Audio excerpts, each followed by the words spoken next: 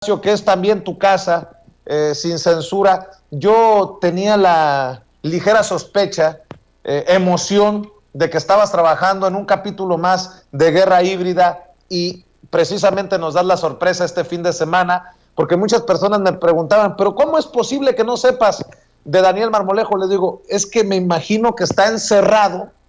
La gente que tal vez no tenga claro el proceso de armar un documental, pues no tiene idea de las miles de horas de ver y ver videos, entrevistas, editar, poner, quitar, cambiar, transformar.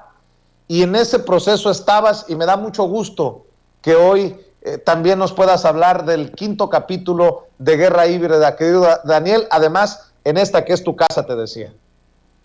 Muchas gracias, Vicente. Me siento muy emocionado porque creo que hemos logrado deconstruir un concepto con el cual México estaba siendo dominado desde muchas décadas atrás y que no lográbamos articular como el concepto de guerra híbrida. Y en ese sentido quiero decirte que desde el año 68, Estados Unidos manipuló a través de la CIA y de su agente en México a personajes de la cúpula política a quienes los apadrinaba y los convertía prácticamente en agentes. Personajes al servicio de los intereses norteamericanos que obviamente bajo el influjo de la doctrina Monroe y durante el periodo de la Guerra Fría entre Estados Unidos y la Unión Soviética, se manipulaba a estos personajes promoviendo en ellos varios factores. Primero, el terror al comunismo. Creo que aquí el Partido Comunista no llegaba ni a 1000 afiliados. Y luego también el otro aspecto era, desde luego, influenciar en ellos una especie de combate porque tenían grandes ambiciones presidenciales. Querían ser los sucesores de Gustavo Díaz Ordaz, entre ellos Marcelino García Barragán, Luis Echeverría. Obviamente Marcelino García Barragán, para quien no lo sepa, pues es el abuelo de García Harfuch, este represor del año 68. Y aunque la BBC de Londres diga que no se entiende y no se sabe cuál fue la influencia de la CIA en el año 68 en México, está muy documentado, Vicente, que la CIA mandó incluso 2 esbirros argentinos, obviamente preparados en Estados Unidos, que también estuvieron en Tlatelolco atacando a los estudiantes. Entonces, eran, en el caso de los expresidentes, el criptónimo Litempo, con el cual la CIA los identificaba y los tenía bien controladitos. Es curioso que muchas décadas después, o algunas décadas después, ya no haya sido necesario convertirlos en agentes. Realmente los agentes norteamericanos han operado en México libremente e incluso armados, que es una cuestión que se ha tratado de evitar. Entonces, tanto el Estado Mayor Presidencial, el Ejército, el propio gobierno del Distrito Federal, que así se le llamaba en ese tiempo a la Ciudad de México, estaban en una ambición. Personajes como Alfonso Martínez Domínguez, el secretario de Relaciones Exteriores de México, también era un litempo, es decir, era un agente, por eso permitió que entraran pues estos personajes que eran un grupo paramilitar, represor, que los guantes blancos del Escuadrón Olimpia, al propio edificio de la Secretaría de Relaciones Exteriores, donde también se filmaba el escenario en unas cintas que después desaparecieron, en carretes cinematográficos que después fueron borrados del horizonte. Esta manipulación nosotros ya la debemos entender como la primera acción de guerra híbrida previo a las Olimpiadas de 1968, faltando 10 días. Entonces era necesario conceptualizar y referenciar el origen de la guerra híbrida en México, Vicente. Y el capítulo es un capítulo que tiene muchas cosas fundamentales para la formación de la conciencia política e histórica de nuestro país en la búsqueda de la verdad y de la justicia. Es por ello que hay elementos que anticipan todos estos fenómenos cuando se ve la figura del expresidente Miguel Alemán Velasco, Valdés, del expresidente Miguel Alemán, Valdés, quien además era un personaje también financiado por intereses extranjeros y que se dedicó a depredar en este país y hacerse monumentos a sí mismos, mismo incluso en la misma explanada principal de Ciudad Universitaria frente a la rectoría. El repudio de los jóvenes del 68 fue creciendo, dinamitaron ese monumento a la corrupción. Este personaje muy vinculado con las televisoras, con Televisa, con Telesistema Mexicano, que volvió a su hijo comentarista, al Junior, y que después se hizo toda una estirpe de depredadores sistemáticos en México, llegó a su límite en la cuarta transformación por un personaje fundamental que es la doctora Raquel Buenrostro. Me pongo de pie ante la doctora Raquel Buenrostro, querido Vicente, porque ella ha logrado impedir que estas castas de depredadores continúen. Pero este capítulo tiene muchos elementos donde también se expone el fenómeno de las farmacéuticas, se expone el fenómeno de la pérdida de casas, de economía, cuando la gente requiere una atención de tercer nivel, porque desde el año 85, cuando se instituye la Fundación para la Salud, FunSalud, aquí en México, fue lograda a través de recursos públicos. En pleno terremoto de 1985, el gobierno de Miguel de la Madrid contribuía a la privatización a través de la consolidación de este modelo, en el cual está rodeado de corporaciones como FEMSA, ¿sí? Como Nestlé, bancos, en realidad sujetos que no tendrían, sujetos empresariales, corporaciones que tendrían que estar ajenas a la salud, pero desde entonces fueron estableciendo un modelo, y esto lo expone magistralmente y muy rápidamente el doctor Ondarza, que ha sido el extractivismo. Fíjate a qué nivel llegamos, y se expone en Guerra Híbrida, hacer del enfermo una minería de dinero para las grandes corporaciones dedicadas a administrar la enfermedad y no la salud, y dedicadas a tripular a los gobiernos neoliberales. Guerra Híbrida nos lleva, Vicente, al escrutinio de la historia, nos lleva a reflexionar sobre los modelos económicos implantados, como lo que tenemos prácticamente con el otro modelo extractivista, a través de estos negocios retails, tiendas de conveniencia como los Oxxos, y que me llevó a mí a un debate con el presidente del Consejo Coordinador Empresarial, y es muy importante cómo lo reflexiona el economista Ronald Moncayo, porque ese debate, Vicente, es el debate que abre la perspectiva para nuestro país. ¿Qué quiero decir con ello? Recientemente, hace un par de días, la doctora Claudia Sheinbaum, quien es una fuerte postulante para la sucesión presidencial, dice que se acabó el neoliberalismo. Y yo creo que en el discurso se ha acabado, pero en la práctica el neoliberalismo continúa.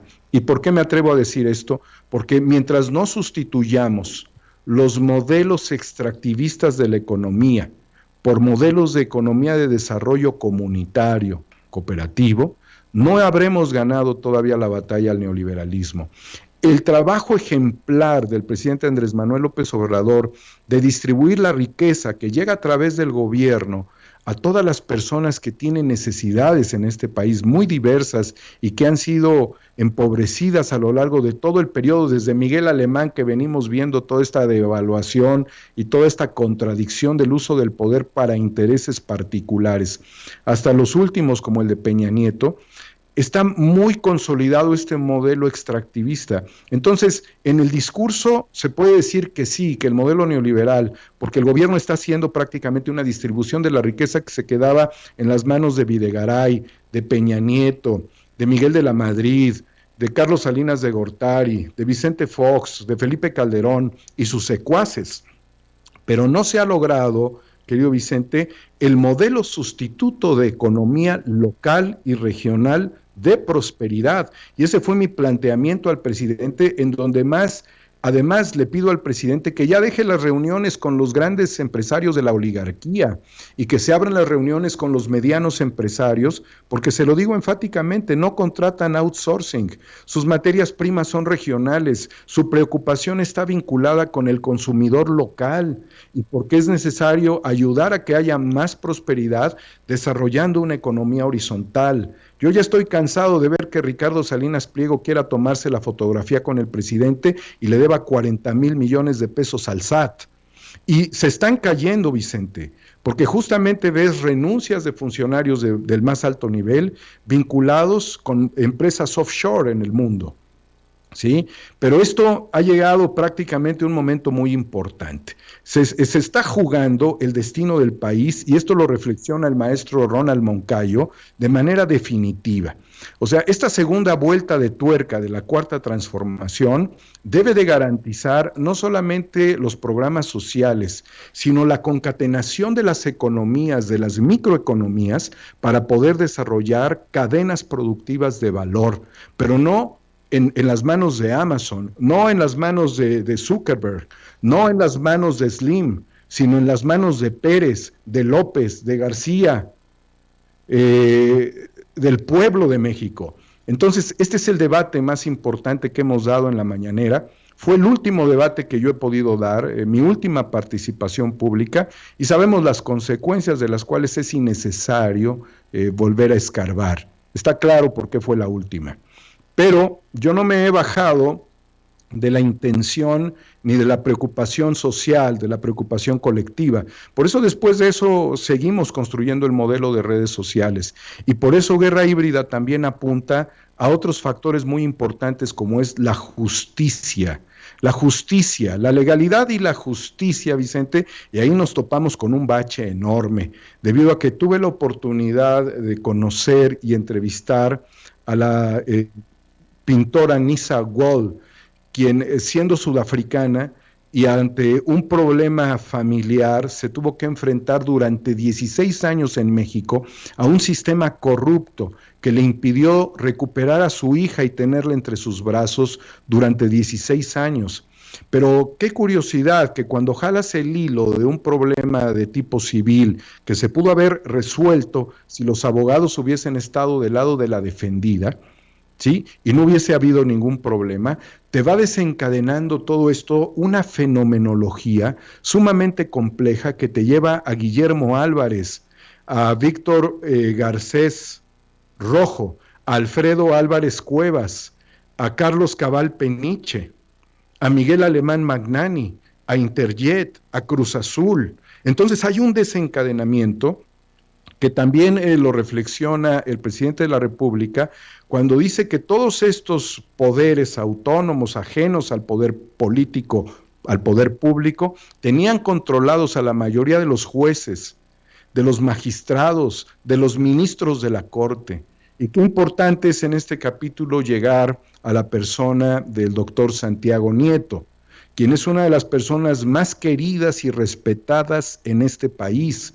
Entrevisté, querido Vicente, al abogado, al señor abogado de la patria, el doctor Santiago Nieto. Me emocionó muchísimo entrevistarlo, porque independientemente de haber tenido intercambios en las mañaneras con él y poder comentarle temas que dieron como conclusión resolver un problema enquistado durante más de 3 décadas, que fue además una estafa 6 veces más grande que la estafa maestra, el tema de Cruz Azul, he encontrado a un hombre lleno de virtudes y de trabajo distinguidísimo, que no se va a detener ante la corrupción en este país y que además tendría que estar sustituyendo hoy mismo al fiscal de la Nación. Y así lo digo determinante, Vicente. Yo no vine a ocupar ningún minuto de tu espacio sin decir una sola de las cuestiones que son significativas para la historia actual de nuestro país y cómo la vamos a construir. Santiago Nieto tendría que ser el fiscal de la República y además sería un fiscal que reformaría este organismo donde nada más se dedican a darle pitazos a los delincuentes cuando ya les va a echar el guante la justicia para que se peleen con empresas privadas, algunas israelíes que los encapsulan y que se los llevan, con una Interpol que no sirve para naranjas, Para nada sirve Interpol aquí en México. Entonces, hemos aceptado en Guerra Híbrida el reto de llegar hasta la esencia de la problemática en los aparatos de justicia. Y yo, esto ya lo digo a título personal, yo veo aquí la necesaria urgencia de un nuevo fiscal de la nación. Ya pasaron 3 años, Vicente, y hay 2 factores que están atorados en este momento, y también lo debo de decir. Por un lado, lo que acabo de señalar, que es el Poder Judicial, corrupto, depredador corrupto, que funciona para salvar a los que siempre, o sea, Magnani, lo dice la pintora Nisa Wall, se peló desde principios de año y apenas la justicia pregunta dónde, absolutamente, él es francés, por si no lo sabían, ¿sí? Y por el otro lado tenemos el problema de la economía, y aquí voy a enfatizar algo muy importante en las propias palabras, por eso lo señalo y entrecomillo, de Carlos Salazar Lomelí, el presidente del Consejo Coordinador Empresarial, donde él asume que son este grupo empresarial los que tienen que llevar el destino de la economía de nuestro país. Pues por Dios, es anticonstitucional. Nosotros no votamos para que Ricardo Salinas Pliego, para que el Diablo Fernández, para que Zambrano lleven el control de la economía de este país, pero aquí hemos descubierto algo muy importante, Vicente, y yo no me voy a hacer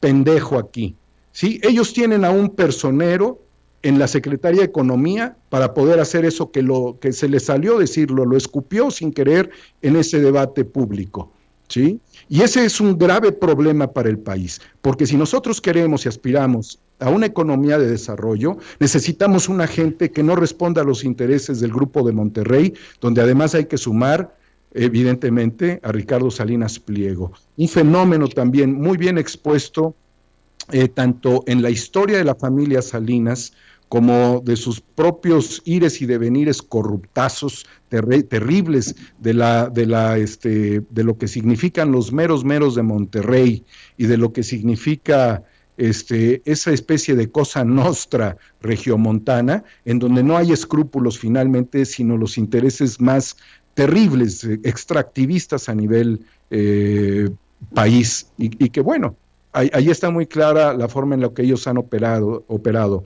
Se robaron la concesión de CNI, pero teníamos a un personaje indolente, frívolo y simplista, como lo fue Vicente Fox. ¿Y yo por qué? Está más que claro. Luego siguieron con todo el escenario de depredación a través de exenciones fiscales. Luego se disfrazaron, evidentemente, de personajes caritativos con sus fundaciones. Y tristemente, Vicente, triste y lamentablemente, está el tema de Andrés Roemer. Quiero en este momento también destacar la reflexión del gran historiador y periodista Jesús Almerón, quien hace un análisis de una tríada compuesta por Ricardo Salinas Pliego, por Andrés Roemer y por el embajador de México en Estados Unidos, Esteban Moctezuma. Mi querido Daniel, fíjate, con todo esto que estás mencionando,